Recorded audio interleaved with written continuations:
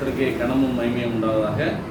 இந்த நாளில் வந்து தேவனுக்கு பிரியமாக இருந்தால் வரும் ஆசீர்வாதங்கள், என்னென்ன ஆசீர்வாதங்களை தேவன் நமக்கு கொடுக்கிறார், வேதத்தின் மூலமாக வேத ஆதாரத்தோடு நம்ம இந்த நாளிலே படிக்க போகிறோம். தேவனுக்கு பிரியமாக இருந்தால் நமக்கு என்னென்ன ஆசீர்வாதங்களை அவர் விதமாக அவர் நம்மளை ஆசீர்வதிக்கிறார் என்று நம்ம வசனத்தின் மூலமாக பார்ப்போம். கிருபையில் கர்த்தாவே நமக்கு பிரியமாக இருக்கும் பொழுது எங்களுக்கு அநேகமான ஆசீர்வாதங்களை கொடுக்கிற ஆண்டவரே, அந்த ஆசீர்வாதம் முழுமையாக நாங்கள் பெற்றுக்கொள்வதற்கு உதவி செய்ய வேண்டுமாய் கர்த்தா இயேசுவின் பேரால் நல்லதாவே. ஒரு சிறிய கதையோடு ஆரம்பிக்கிறேன். ஒரு சிறு பெண்மணி, சின்ன பிள்ளை வந்து இந்த ஸ்கூலில் வந்து அந்த ஸ்கூல் டீச்சர் வந்து மிஸ் வந்து அவங்க என்ன சொல்கிறாங்க, உங்களுக்கு என்னவாக வேண்டும் என்று ஆசை இருக்கிறதோ அதே இந்த பேப்பர்லேயோ ஒரு பேப்பரில் எழுதி கொடுங்கன்னு சொன்னாங்க. போட்டு உங்கள் பேர் கீழே எழுதிடுங்க. உங்களுக்கு என்ன ஆசையோ அது மேலே எழுதிட்டு கீழே யார் எழுதினாங்களோ அவங்க பேர் கீழே எழுதி கொடுத்துருங்கன்னு சொல்லிடுறாங்க. எல்லா பிள்ளையும் எழுதி கொடுக்குறாங்க. ஒருத்தரும் ஒரு எழுதுறாங்க. எழுதி கொடுத்துட்டு அந்த பேப்பர்லாம் அவங்க கைக்கு போய்விட்டுது. அவங்க அந்த மிஸ் எல்லா பேப்பரையும் படிக்கிறாங்க. எல்லா பேப்பரையும் அந்த துண்டு பேப்பரையும் படித்து கொண்டே இருக்கிறார்கள். படித்து கொண்டே இருக்கும் பொழுது படித்து பார்த்துட்டு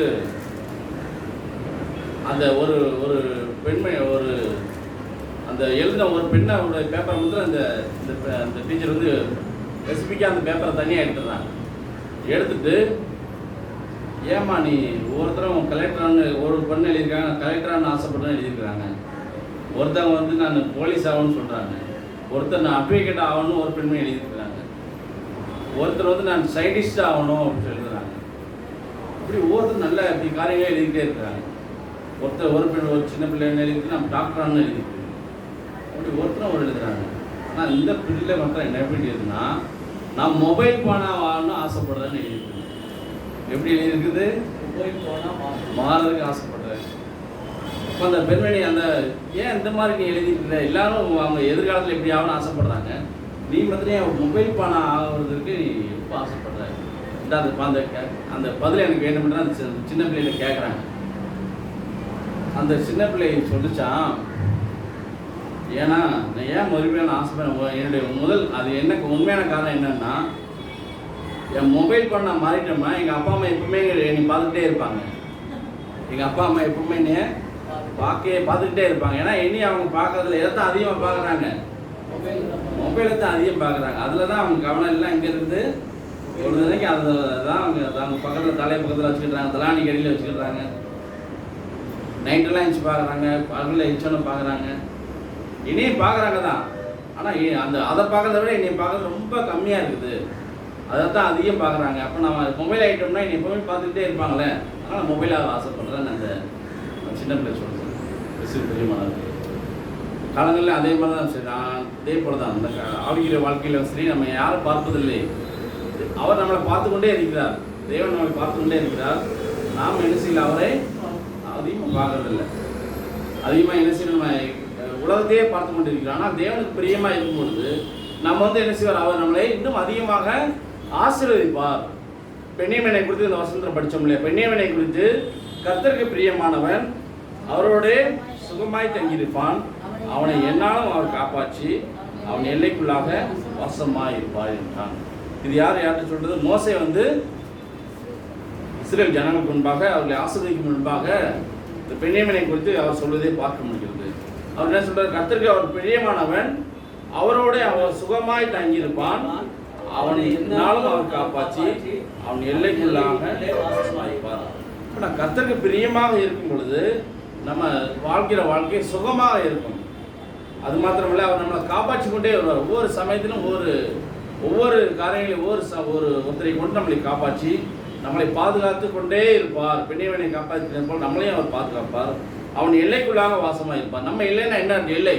நம்ம வசிக்கிற இல்லம், நம்ம போகிற எல்லைகள் எங்கே, நம்ம எல்லை எங்கே போனாலும் நமக்கு எவ்வளோ பிரச்சனை வந்தாலும் சரி, அந்த எல்லை அந்த இவ்வளோ பிரச்சனையிலிருந்து கர்த்தரை நம்மளை பாதுகாப்பார். ஏனென்றால் நாம் யாரிடம் இருக்கிறோம், அவருக்கு பிரியமாக இருப்பதனாலே நம்ம இப்படி பாதுகாப்பார் என்று அந்த வசனம் சொல்கிறது.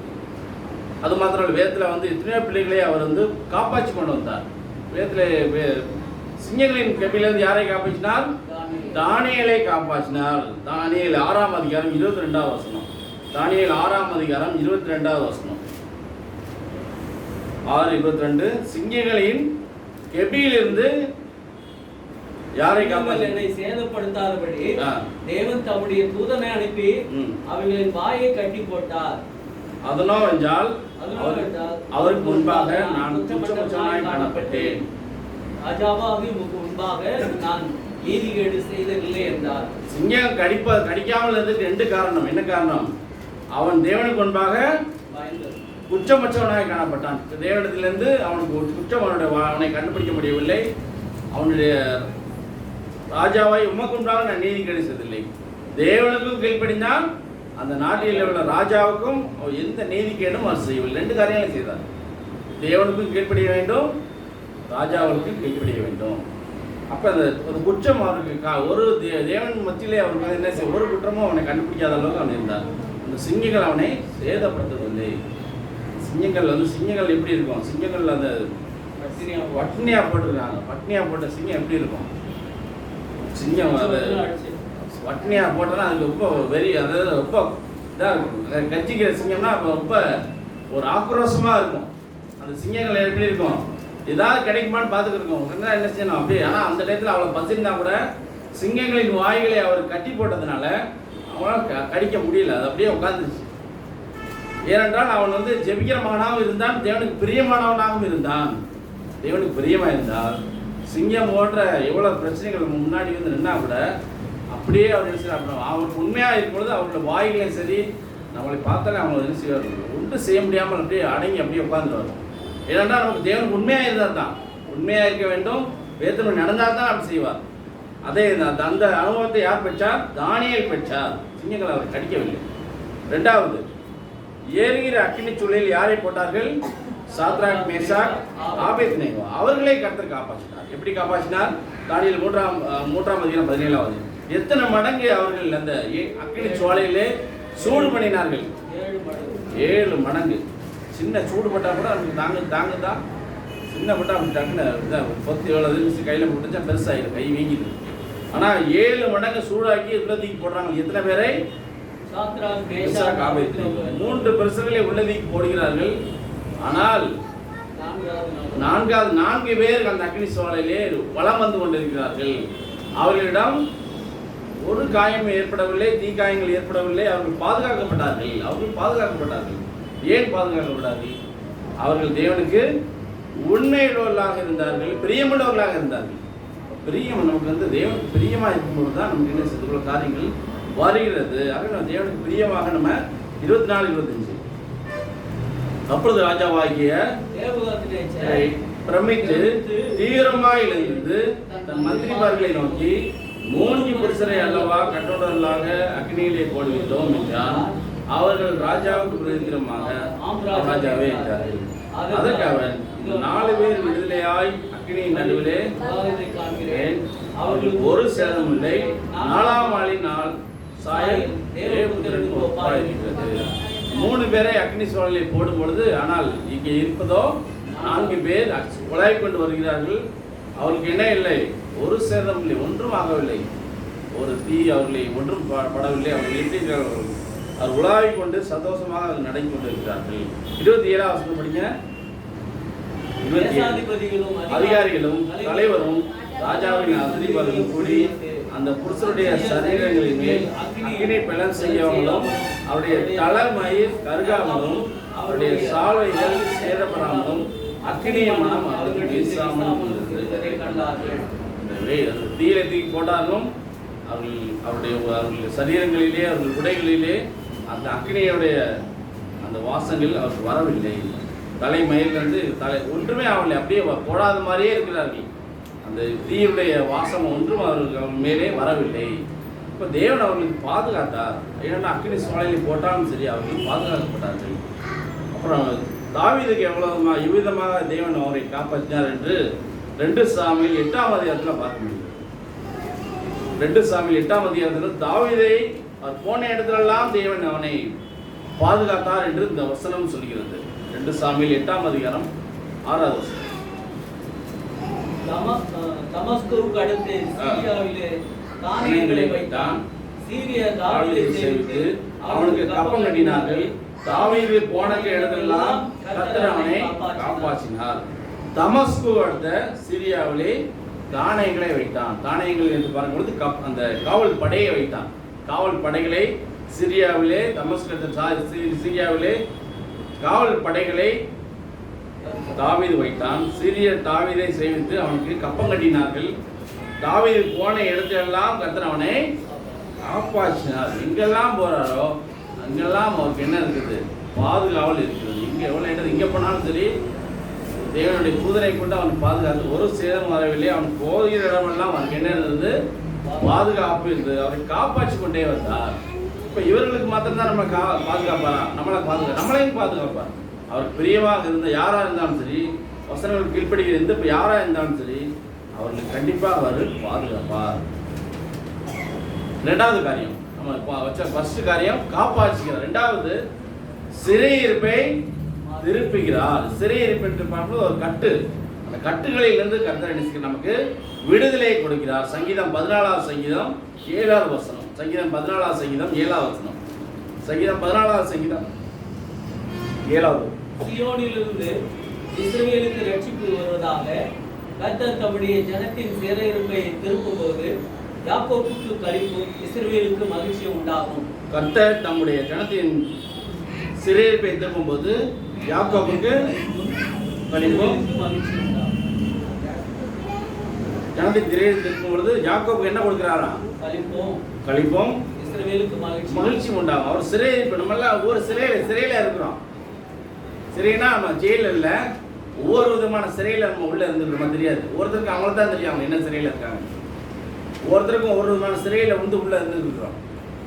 ஆனால் அது என்ன ஆண்டவருக்கும் உங்களுக்கு தான் தெரியும். நீங்கள் எந்த சிறையில் உள்ள உங்களை சாத்தானோ ஏதோ ஒரு சூழ்நிலை அடைப்பட்டு இருக்கிறீர்கள், வெளியில் வர முடியாமல் உள்ள லாக் ஆகிட்டு இருக்கிறீங்க, உள்ள மாட்டிக்கிட்டு வெளியே வராமல் அது தீர்வு காண முடியாமல் ரொம்ப கஷ்டப்பட்டு இருக்கீங்க. 14:7 போது சிறையிருப்பை கர்த்தர் செய்வாரா திருப்பும்போது யாக்கோபுக்கு களிப்பும் மகிழ்ச்சியும் உண்டாகும். அப்போ அந்த சிறையிருப்பிலிருந்து ஆண்டவர் விடுதலை கொடுக்கக்கூடாது.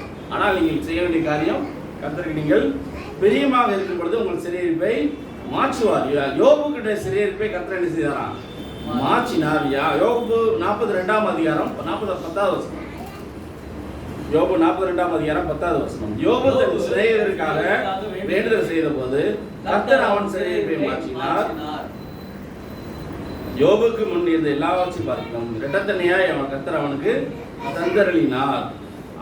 அவரே ஒரு சிறையிருப்பில் இருக்கிறாரு. ஆனால் அவர் என்ன செய்கிறாராம்? மற்றவர்களுக்காக, சிநேகிதருக்காக, ஃப்ரெண்ட்ஸுக்காக நினைக்கிறாரு, ஜெபம் பண்ணி கொண்டிருந்தார். சிறையிருப்பு சிறையில் இருக்கிற எனக்கே எவ்வளோ பிரச்சனை இருக்கு, நான் ஏன் மற்றவர்களுக்காக ஜெபிக்க வேண்டும் என்ற அந்த எண்ணம் அவருக்கு இல்லை. அவர் செய்ய வேண்டிய வேலையை ஜெபம் பண்ணுவதிலே அவர் உறுதியாக இருந்தார். மற்றவர்களுக்காக ஜெபம் பண்ணும் பொழுது நம்ம சிறையிருப்பை அவர் மாற்றிக்கொள்வார். நம்ம அதிகமாக யாருக்காக சொல்ல வேண்டும்?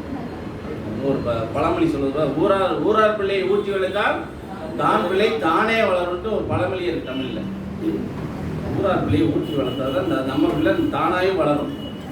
இப்போ அதுபோல தான் நம்ம மற்றவர்களுக்காக அதிகம் ஜெபம் பண்ணும் பொழுது நம்மளுடைய சிறையிருப்பை யார் மாற்றுகிறார்? கர்த்தர் மாற்றுகிறார். நம்ம மற்றவர்களுக்காக ஜெபிக்கிற பழக்கத்தை அவருக்கு பிரியமாக இருக்கும் பொழுது நம்ம கண்டிப்பாக அந்த சிறையிருப்பை மாற்றி கொடுப்பார். யாக்கோபின் சிறையிருப்பை திருப்பினார். சங்கீதம் 85:1. யாக்கோபு சிறையில் இருந்தாரா? அவருக்கு அதிகமான பிரச்சனைகள் வந்தது. ஆனால் அவரும் அவருடைய சிறையிருப்பை கர்த்தர் என்ன செய்தார்? தேசத்தின் மேல் பிரியம் வைத்து யாக்கோபின் சிறையிருப்பை திருத்துவீர். யாக்கோபுடைய சிறையிருப்பு இல்லை, அந்த சிறையிருப்பை என்ன செய்யறார்? சிறையிருப்புனா கட்டு இருக்கிறது, அதெல்லாம் திருப்பினார். அப்புறம் இன்னொன்று, சீயோனி சிறையிருப்பை திருப்பினார். சங்கீதம் 126:1. சீயோனி சிறையிருப்பை அவர் திருப்புகிறார். சங்கீதம் 126:1. சீயோனின் சிறையிருப்பை கர்த்தர் திருப்பும்போது சொப்பனம் காண்கிறவர்கள் போல இருந்தோம். சீயோனின் சிறையிருப்பை திருப்பும்போது சொப்பனம் காண்கிறவர்கள் போல். அப்போ அது மாதிரி ஒருத்தரும் சிறையிலிருந்து என்ன செய்யணும்? ஃபர்ஸ்ட் வெளியே வரணும், ரிலீஸ் ஆகணும். ஒவ்வொரு பிரச்சனைகள் இருந்தது எல்லாம் அந்த ரிலீஸ் ஆகணும்னா என்ன செய்யணும், நம்ம ஆண்டோடத்திலே உண்மையாக இருக்க வேண்டும். அவர் பிரியமான காரியங்களை செய்யும் பொழுது இந்த சிறையிருப்பிலிருந்து நமக்கு என்ன செய்வார், நமக்கு விடுதலையை கொள்வார். அடுத்த காரியம், அவருக்கு பிரியமாக இருக்கும் பொழுது நம்முடைய ஜெபங்களை அவர் என்ன செய்கிறாரா, கேட்கிறார். இது மாத்திரம் அல்ல, ஃபர்ஸ்ட் என்ன பார்த்தோம், தேவனுக்கு பிரியம் என்றால் காப்பாற்றுகிறார், இரண்டாவது சிறையிருப்பை மாற்றுகிறார், மூன்றாவது நம்முடைய ஜெபத்தையும் கேட்கிறார். 1 சாமுவேல் 12ஆம் அதிகாரம் 22ஆம் வசனம். 1 சாமுவேல் 12ஆம் அதிகாரம் 22ஆம் வசனம். 12ஆம் அதிகாரம் 22ஆம் வசனம். கர்த்தர் உங்களை தமக்கு ஜனமாக்கிக் கொள்ள பிரியமானபடியால் கர்த்தர் தம்முடைய மகத்துவமான நாமத்தின் நிமித்தம் தமது ஜனத்தை கைவிட மாட்டார். ஆமா, அவருடைய ஜனத்தை என்ன செய்ய மாட்டார், அவரு கைவிட மாட்டார். கர்த்தர் உங்களை நமக்கு ஜனமாக தெரிந்து கொண்ட ஜனமாய் கொள்ள பிரியமானபடியினால் கர்த்தர் தம்முடைய மகத்துவமான நாமத்தின் நிமித்தம் தம் ஜனத்தை கைவிட மாட்டார். நம்ம அவருடைய ஜனங்கள், நம்ம யாருடைய ஜனங்கள், நம்ம அவருடைய ஜனங்களால் பிரியமாக நம்ம அவர் கூட இருப்பதன் பொழுது பிரியமாக இருக்குது, நம்மளால் அதிகமாக இருக்கிறார். நம்ம பிரியம் வைப்பதற்கு நம்ம எல்லாரும் யோசிக்கிறோமா இல்லையா? எல்லாரும் நம்ம மேலே பிரியமாக இருக்கணும், எல்லாரும் நம்ம மேலே பிரியம், நாமும் மற்றவங்கள்ட்ட பிரியம் காட்டணும். நாம் மற்றவங்கள்ட்ட பிரியத்தை காட்டும் பொழுது தான் நமக்கு அந்த பிரியம் நமக்கு கிடைக்கும், திருப்பி வரும்.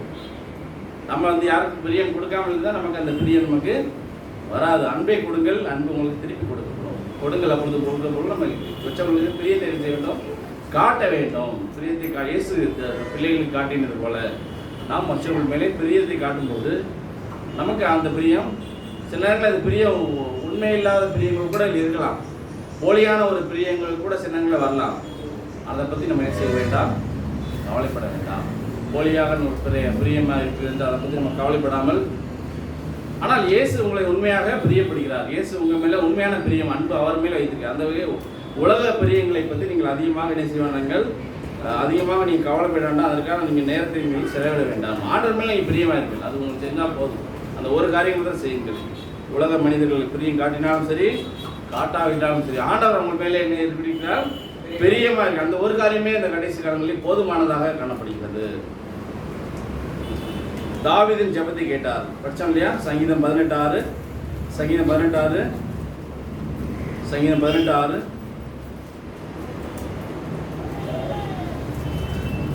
சங்கீதம் 18 நெருக்கத்திலே கர்த்தரை நோக்கி கூப்பிட்டு என் தேவனை நோக்கி அபயமிட்டேன்.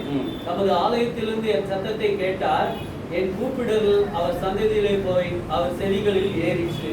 எனக்கு உண்டான நெருக்கத்தில் தாவீது பார்த்தீங்க, தாவீது சமூகலாம் படிச்சு தனியாக இருக்கும்போது படிச்சு பாருங்க, ரொம்ப நெருக்கப்பட்டாருங்க. அவர் சொந்த மாமாவாலே விரட்டப்பட்டார். இவர் என்ன செய்ய, அவருக்காக பயந்து கொண்டு எங்கவே ஒழிஞ்சுக்கிறாரு, எங்கவே ஒழிஞ்சிடுறாரு. இங்கே வடாந்தமான இடத்துக்கு கூட ஓடிடுறாரு. யாரு? தாவீது. சவுலுக்காக பயந்து போய் தாவீது கொன்றது 1000. சவுல் கொன்றது 1000, 16,000 மக்கள் ஒரு கோஷம் சொல்லிட்டாங்க. அப்போ உடனே என்ன மக்கள் சொன்ன உடனே இவருக்கு என்ன வந்துருச்சு, கோபம் வந்துருச்சு. யாருக்கு? சவுலுக்கு கோபம் வந்ததுன்னா இவருக்கு பயந்து இவரை என்ன ஊர் விட்டு ஓடிடுறாரு. மக்கள் அவனுக்கு பேசுனதுனால இவருக்கு என்ன, இவரை கொலை பண்ணதுக்கு யார் முயற்சி பண்றாரு? சவுல் தாவீதை கொலை பண்றதுக்கு கொலை முயற்சி செய்கிறார். ஆனால் அதில் தப்பிப்பதற்காக அவர் ஓடிவிட்டார். இப்போ அவர் தாவீது அதிகமாக உபத்திரப்படுறார். சொந்த வீட்டால தான் உபத்திரப்படுறார், வெளியிலேருந்து உபத்திரம் வரல, அவருக்கு உள்ளேருந்து தான் உபத்திரம் வருது. ஆனால் ஓடிட்டார். ஆனால் ஒரு நாள் கூட சவுல் மேலே யார் கைப்படலை, தாவீது கர்த்தர் அபிஷேகம் பண்ணி நான் என்ன செய்ய மாட்டேன், விட மாட்டேன். இவருக்கு வாய்ப்பு கிடைச்சது. யார் கிடைச்சது? இவர் கிடைச்சது. தாவீதுக்கு வாய்ப்பு கிடைச்சும் அதை ஒரு நாளும் என்னால் யார் அபிஷேகம் பண்ணினார்? யாரை? சவுலை தேவனே அபிஷேகம் பண்ணிருக்க. எப்படி நான் அபிஷேகம் பண்ணி நான் தொட மாட்டேன், இவர் தொட மாட்டேங்கிறார். பார்த்தீங்கன்னா அவருக்கு உபத்திரம் வந்தாலும் கூட அந்த உபத்திரங்களிலிருந்து கர்த்தர் என்ன செய்தார், அவரை பாதுகாத்தார். உபத்திரங்கள் வரலாம், வாழ்க்கையில் உபத்திரம் வந்துடும் போது தான் நம்ம புதிய பாடங்களை கற்றுக்கொள்ள முடியும். உபத்திரம் மூலமாக நம்ம ஒரு சில பாடங்களை நம்ம நிச்சயமாக கற்றுக்கொள்ள முடியும். அப்போ அந்த உபத்திர நெருக்கத்தில் கர்த்தரை நோக்கி கூப்பிடும் பொழுது அவர் நாளையிலிருந்து தேவன் இப்படி சத்தத்தை கேட்டார். என் கூப்பிடுதல் அவர் சன்னதியில் போய் அவர் செவியில் ஏறிச்சு. ஒவ்வொரு உபத்திரத்திலிருந்து கொஞ்சமாக விடுதலை கொடுத்துக்கிட்டே வர்றாரு தாவீது கர்த்தர். ஆக இந்த உபத்திரங்கள் வரும்பொழுது நீங்கள் கலங்காமல் தேவனே நோக்கி பாருங்கள். அப்பொழுது தேவன் உங்களை கரங்களை பிடித்து வழி நடத்துவார். அப்புறம் இன்னொரு ஜெபத்தை யாருலங்க நூற்றுக்கு அதிபதியுடைய ஜெபத்தை கர்த்தர் கேட்டாரா? இயேசு கேட்டாரா? மத்தேயு 8ஆம் அதிகாரம் 10ஆம் வசனம். மத்தேயு 8ஆம் அதிகாரம் 10ஆம் வசனம். நூற்றுக்கு அதிபதி என்று பார்க்கும் பொழுது நூற்றுக்கு அதிபதினா அவர் கீழே 100 பேருக்கு அந்த அதிபதியா இருக்கிறார். 100 பேரை வச்சு வேலை வாங்குறன்னு வச்சுக்கோங்களேன், அதிபதி. ஆனால் அவர் என்ன செய்யறாரா? அவர் 8ஆம் அதிகாரம் 10ஆம் வசனம். இயேசு இதை கேட்டு ஆச்சரியப்பட்டு தமக்கு பின் செல்வர்களை நோக்கி, இஸ்ரவேலுக்குள் நான் இப்படிப்பட்ட விசுவாசத்தை காணவில்லை என்று மெய்யாகவே உங்களுக்கு சொல்கிறேன். இயேசு கிறிஸ்து வந்து நூற்றுக்கு அதிபதி என்ன சொல்றாரு? எங்க வீட்டுக்கு நீ வருவதற்கு நான் பாத்திரனால, இங்க இருந்தே ஒரு வார்த்தை சொல்லுங்க, என் வீட்டுல நோயாளி என்ன செய்வான், அவன் என்ன செய்வான், அவன் அங்க சுகமாயிதான் சொல்றாரு. எவ்வளவு ஒரு விசுவாசமா இருங்க. நூற்றுக்கு அதிபதி வந்து இந்த வீட்டுக்கு வர்றதுக்கு கூட நான் பாத்திரனால ஒரே வார்த்தையை சொல்லும், என் வேலைக்காரன் சுத்தமாவான். ஒரு வார்த்தை சொன்னா போதும். அவர் நினைச்சால் ஒரு வார்த்தை சொன்னா என்ன எல்லாமே எல்லாம் அவர் சொன்ன வாக்குத்தத்தங்கள் கடைசி காலம் நடந்து கொண்டு தான் வருகிறது. கண்ணால் பார்க்க முடிகிறது. ஒரே ஒரு வார்த்தை சொன்னால் போதும், இந்த வேலைக்காரன் சொசமாவான். அதே மாதிரி சொசமானான். அப்போ நம்ம அது ஆண்டவரை நம்ப வேண்டும், விசுவாசிக்க வேண்டும். அப்போ பொழுது நம்ம என்ன செய்யணும்? ஜெபத்தை அவர் கேட்பார், கண்டிப்பாக கேட்பார். நம்ம காலையில் எழுந்து ஜெபம் பண்ண வேண்டும். அதிகாலையிலே அவரை நோக்கி நம்ம அதிகாலையில் என்னை தேடுகிறவர்கள் என்னை கண்டடைவார்கள். அதிகாலையில் என்ன செய்வோம்? அதிகமாக தூக்கம் வர்ற டைம் அதுதான். என்ன பிரச்சனைனா, இங்கே நம்ம தூங்குறதே 12, 2 மணி 3 மணி தான் தூங்குறாங்க. பாதி பிள்ளைகள் வந்து காலையில் தான் தூக்கமே ஆரம்பிக்குது. இப்போ அவங்க வந்து தூங்குறது வந்து அப்போ வந்து எப்படி அவங்க தேட முடியும்? ஆனால் ஆண்டவர் சொல்றாரு, அதிகாலையில் என்னை தேடுங்கள். நீ சீக்கிரமாக தூங்கிட்டு காலையில் எழுந்திருந்து நினைச்சிங்க, அவரை என்னை நோக்கி கூப்பிடுங்கள் என்று அவர் சொல்கிறார். அப்போ எனக்கு காலையிலே எழுந்திருந்து தேவனை நம்ம ஜெபிக்க கட்சிக்கிற பிள்ளைகளாக மாற வேண்டும். தானியேலின் ஜெபத்தை அவர் கேட்டார். தானியேல் 9ஆம் அதிகாரம் 23ஆம் வசனம். தானியேல் 9ஆம் அதிகாரம் 23ஆம் வசனம். தானியேல் 9ஆம் அதிகாரம் 23ஆம். நீ மிகவும் பிரியமானவன், ஆதலால் நீ வேண்டிக் கொள்ள தொடங்கின போதே கட்டளை வெளிப்பட்டது. நான் அதை அறிவிக்க வந்தேன். இப்போதும் சொல்கிற வார்த்தையை நீ கவனித்து கேட்டு தரிசனத்துக்கு அறிவு. தானியேல் ஜோமனை ஆரம்பிக்கும் போதே பதில் கிடைச்சிச்சான். அவர் வேண்டிக் கொள்ள தொடங்கின போதே கட்டளை வெளிப்பட்டது. நம்ம ஜோம் பண்ணும் பொழுது கண்டிப்பாக எனக்கு அந்த நான் எதுக்காக ஜோம் பண்ணா அது கிடைச்சது நம்பி ஜோம் பண்ணுங்க. கண்டிப்பாக அவர் என்ன செய்வார்? அந்த காரியங்களே அவர் வாய்க்க செய்வார். சரி, 4வது காரியம், நம்ம அவர் பிரியமா இருக்கும் பொழுது அவருக்கு என்ன நமக்கு என்னென்ன காரியங்களை செய்கிறார்? பலனை கொடுக்கிறார். என்ன பலன்? யோபு 33ஆம் அதிகாரம் 26ஆம் வசனம். யோபு 33ஆம் அதிகாரம் 26ஆம் வசனம். யோபு 33ஆம் அதிகாரம் 26ஆம் வசனம். அவன் தேவனை நோக்கி விண்ணப்பம் பண்ணும்போது அவன் அவருடைய சமூகத்தை கம்பீரத்தோட பார்க்கும்படி அவர் அவன் மேல் பிரியமாகி அந்த மனுஷனுக்கு அவனுடைய நீதியின் பலனை கொடுப்பார். தேவனை நோக்கி விண்ணப்பம் பண்ணும்பொழுது நம்முடைய முகத்தை கம்பீரத்தோட பார்க்கும்படி அவர் மேல் பிரியமாகி அந்த மனுஷனுக்கு அவனுடைய நீதியின் பலனை கொடுப்பார். அவன் எவ்வளவு நீதியாக இருக்கும் அது தன்னுடைய பலனை யார் கொடுப்பார்? பிரியமா இருக்கிற பிள்ளைகளுக்கு, ஆண்டவர் பிரியமா இருக்கிற பிள்ளைகளுக்கு அவர் பலனை கண்டிப்பாக கொடுப்பார். நம்ம என்ன செய்ய வேண்டும்? கண்டிப்பாக அந்த பலனை அவர் கொடுப்பார். நம்ம என்ன செய்ய வேண்டும்? மரம் வளர்த்தவர்கள் என்னைக்காவது உங்களை பழத்தை சாப்பிட வைப்பார், கனியை சாப்பிட வைப்பார். நீங்கள் மரம் வச்சுட்டீங்க, ஆனால் கனி கொடுப்பதுக்கு எவ்வளோ நாள் ஆனாலும் அந்த பலனை நீங்கள் கண்டிப்பாக ஒரு நாள் பார்ப்பீர்கள். ஆகவே அந்த கண்டிப்பாக உங்கள் பலனை அவர் என்ன செய்வார்? கண்டிப்பாக கொடுப்பார். 2 யோவான் 1ஆம் அதிகாரம் 8ஆம் வசனம். 2 யோவான் 1ஆம் அதிகாரம் 8ஆம் வசனம். 2 யோவான் 1ஆம் அதிகாரம் 8ஆம் வசனம். உங்கள் செய்களின் பலனை இழந்து போகாமல் பூர்ண பலனை பெறும்படிக்கு எச்சரிக்கையாக இருங்கள். உங்கள் செய்களின் பலனை இழந்து போகாமல் பூர்ண பலனை பெறும்படிக்கு எச்சரிக்கையாக. சில நேரங்கள் நம்ம செஞ்சிருப்போம் பலனை வந்து எச்சரிக்கையாக இருக்குன்னு சொல்றாரு. தேவ சமூகத்திலே எச்சரிக்கையாக அலர்ட்டாக இருக்கணும். என்னென்னா அலர்ட்னஸ் அதிகமாக இல்லை. சிறு எல்லாமே எதுக்கு தான் காரணம்? எச்சரிக்கை இல்லாதனால தான் நம்ம என்ன செய்கிறோம்? அறிவு இல்லாமல் ஜனங்கள் என்ன செய்கிறார்கள்? கஷ்டப்படுறாங்க. ஆகவே நம்ம என்ன செய்யணும்? நம்ம அவருக்கு என்ன செய்ய வேண்டும்? அந்த பூரண பலனை பெறும்படிக்கு எச்சரிக்கையாக இருக்கணும். ஆண்டவருக்கு எச்சரிக்கையாக இருக்க வேண்டும். அவருக்கு எச்சரிக்கையாக இருக்கும் பொழுது, ஏனென்றால் எதுக்காக நம்ம எச்சரிக்கையாக இருக்கணும்? ஏன் நம்ம எச்சரிக்கையாக இருக்கணும்? ஏனென்றால் எதிராளியான சாத்த நம்மளை கெச்சிக்கிற சிங்கம் போல் எனக்கு எவனை விழுங்கலாம் என்று சுற்றி திரிகிறது போல சுற்றி தெரிஞ்சுக்கிட்டே இருக்கலாம். நம்ம எச்சரிக்கையாக இருக்கணும். எச்சரிக்கையாக இல்லாட்டா என்ன செய்வோம்? அந்த எதிராளின இந்த பிசாசு அந்த சிங்கம் போன்ற அந்த சாத்தான் நம்மளை என்ன செய்வோம், கடிச்சு விடுவோம். கடிச்சு விடுவான்னா அவனை பாதுகாப்பு, நம்மளை அடாப்ட் பண்ணிக்குவோம். அவனை என்ன செய்யணும், நம்ம அதிகமாக எச்சரிக்கையாக இருக்க வேண்டும். எச்சரிக்கையாக இருக்கும் பொழுது நம்ம ஒரு காரியங்கள் நம்மளை அணுகாது. பூரண பலனை பெறும்படிக்கு எச்சரிக்கையாக இருக்க வேண்டும். அது மாத்திரம் இல்லை, யோவான் 4ஆம் அதிகாரம் 38 பிரயாசத்தின் பலனை அவர் கொடுப்பார். நாம் படிக்கிற ஒவ்வொரு பிரயாசத்தின் பலனை அவர் கொடுப்பார். யோவான் 4ஆம் அதிகாரம் 38. யோவான் 4ஆம் அதிகாரம் 38. நீங்கள் பிரயாசப்பட்டு ஆ. பயிரிடாததை அறிக, நான் உங்களை அனுப்பினேன். மற்றவர்கள் பிரயாசப்பட்டார்கள், அவருடைய பிரயாசத்தின் பலனை நீங்கள் பெற்றீர்கள் என்றார். நீங்கள் பிரயாசப்பட்டு பயிரிடாததை அறுக்க நான் உங்களை அனுப்பினேன். மற்றவர்கள் பிரயாசப்பட்டார்கள், அவருடைய பிரயாசத்தின் பலனை நீங்கள் பெற்றீர்கள். இன்னும் உங்களுக்கு புரியுதா?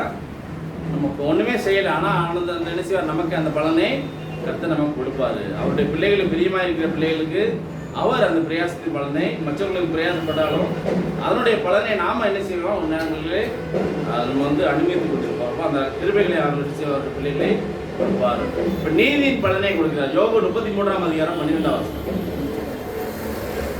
யோபு 33ஆம் அதிகாரம் 12. யோபு 33ஆம் அதிகாரம் 12. இதிலே நீ நீதி உள்ளவர் அல்லவென்று உமக்கு பிரதித்திரமாக சொல்கிறேன். மனுஷரை பார்க்கிலும் தேவன் பெரியவராய் இருக்கிறார். இதிலே நீ நீதி உள்ளவர் அல்ல என்று உமக்கு பிரதித்திரமாக சொல்கிறேன். மனுஷனை பார்க்கிலும் தேவன் பெரியவராக இருக்கிறார். மனுஷனை பார்க்கல யார் பெரியவராக இருக்கிறாரா? அவர் பெரியவர். ஆகவே நம்ம என்ன செய்ய வேண்டும், நீதியின் பலனை கண்டிப்பாக அவர் என்ன செய்வார், நமக்கு கட்டளையிடுவார். அப்புறம் கடைசி இன்னும் 2 காரியம் இருக்கு. ஜெயம் கொடுக்கிறார். அவர் பிரியமா இருக்கும் பொழுது நமக்கு என்னென்ன காரியங்கள்ல ஜெயம் கொடுத்தாராம், கொடுப்பார் என்று பாரும்போது தானியேலுடைய காரியங்கள் ஒவ்வொன்றிலும் தேவன் ஜெயம் கொடுத்தார். தானியேல் 6ஆம் அதிகாரம் 28 வசனம். தானியேல் 6ஆம் அதிகாரம் 28 வசனம், பக்கம் 1040.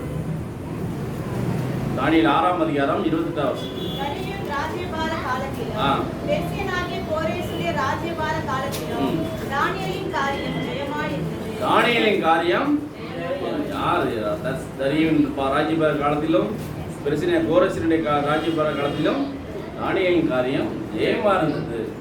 யாரு பகலுக்கு ராமன் யார் எனக்கு என்ன ஏனென்றால் யார் கூட இருக்கிறது, தேவன் என் கூட யார் யார் ஆண்டாலும் சரி, யார் போனாலும் சரி, தானியேலின் காரியம் யார் இருந்தாலும் ஆனால் தானியேலின் காரியம் ஜெயமா இருந்தது. அதான் மெயின் காரியம்.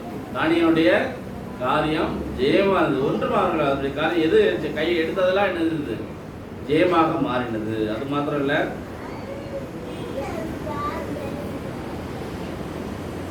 லூக்கா 24ஆம் அதிகாரம் 30 வசனம். லூக்கா 24ஆம் அதிகாரம் 30 வசனம். லூக்கா 24ஆம் அதிகாரம் 30 வசனம்.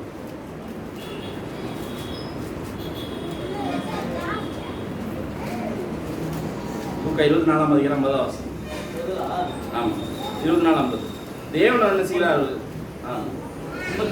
50. பின்பு அவர் தானியா வரைக்கும் அவர்களை அழைத்து கொண்டு போய் தம்முடைய கைகளை உயர்த்தி அவர்களை ஆசீர்வதித்தார். ஆமாம், ஃபர்ஸ்ட் படித்து ஜெயம் கொடுத்தாருன்னு பார்த்தோம். அடுத்தது அவருடைய பிரியமான பிள்ளைகளுக்கு என்ன கொடுக்குறாரு, அவர் ஆசீர்வாதம் கொடுக்குறாரு. ஆசீர்வாதத்தை நம்ம இயேசு அவருடைய யார் மேலே ஆசீர்வாதத்தை கொடுத்தாரு, சீசர்கள் மேலே அவர் என்ன செய்கிறார், கரங்களை வைத்து பின்பு அவர் பெத்தானியா வரைக்கும் அவர்களை அழைத்து கொண்டு போய் நம்முடைய கைகளை உயர்த்தி அவர்களை ஆசீர்வதித்தார். நம்ம மற்றவர்களுக்கு ஆசீர்வாதமாக இருக்க வேண்டும். நாம் மற்றவர்களுக்கு ஆசீர்வாதம் இருக்க வேண்டும். அது மாத்திரம் இல்லை, உபாமை 33ஆம் அதிகாரம் 11 வசனம்.